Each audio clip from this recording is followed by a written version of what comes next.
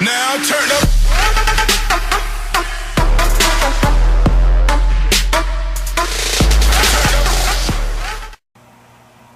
Hey, what's up you guys, it's Rapid Destroyer here, and I'm coming at you guys with an update video.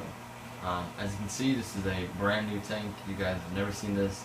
In my last video I talked about a big update coming, and this is the very big tank that I got brand new.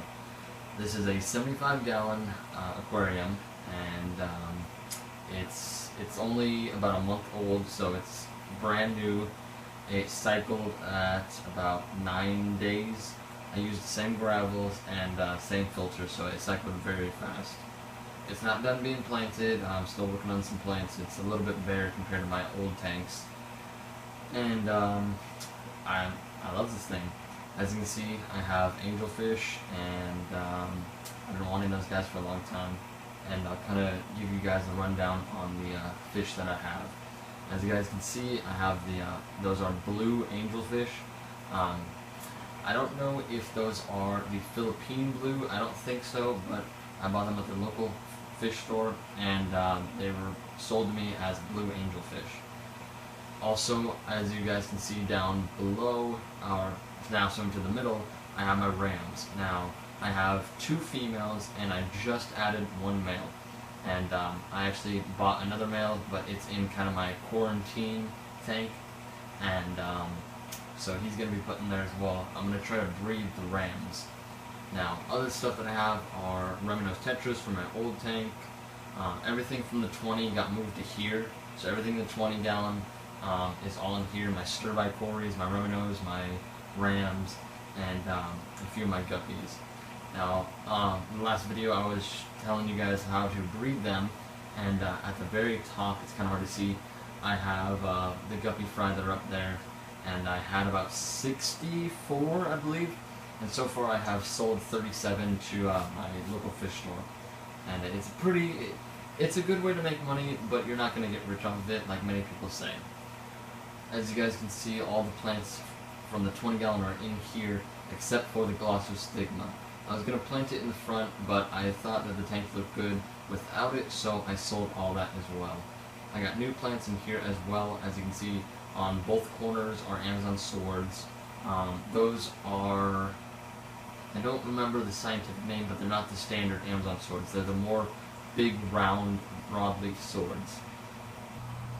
Now, as you can see, my angelfish are very personable. I can just put my finger on the glass and they follow all around.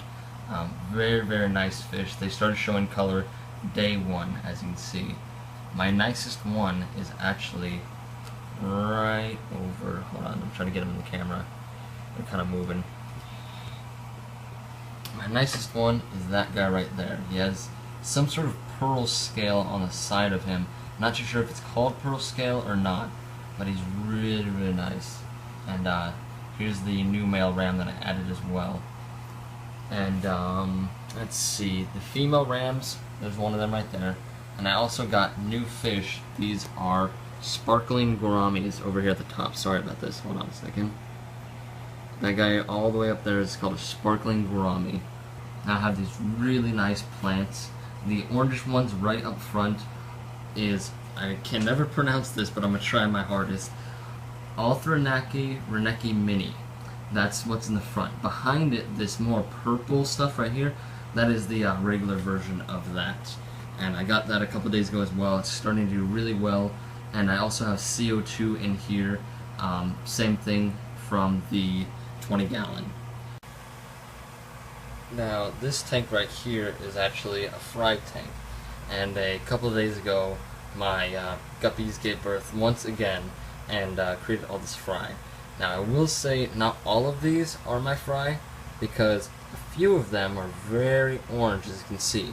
And I picked up those from a friend who had Molly fry.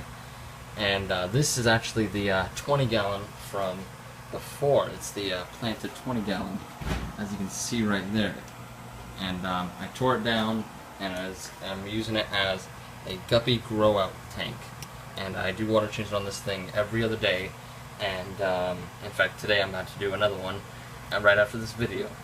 And I feed them live brine shrimp, and that's about it. And they've They were born maybe a week ago, maybe less. Now, this is actually, it's kind of hard to see in this tank. But this is my brine shrimp hatchery tank. It's a 5-gallon tank that I actually was growing my fry out before in the last video, and I tore it down and made it into a brine shrimp hatchery. And I hatched a whole lot of brine shrimp, in fact a little bit too much. I don't know if you guys can see that all that cloudiness is actually the brine shrimp themselves, and I've been growing them out for a few days as well, almost 4, and I've been doing water change on that not every other day, but close to it, and I feed them spirulina powder, and they've actually been growing very, very well, and this is what I feed my baby fish. And as you can see, it's actually below my 75. It's in the stand of it.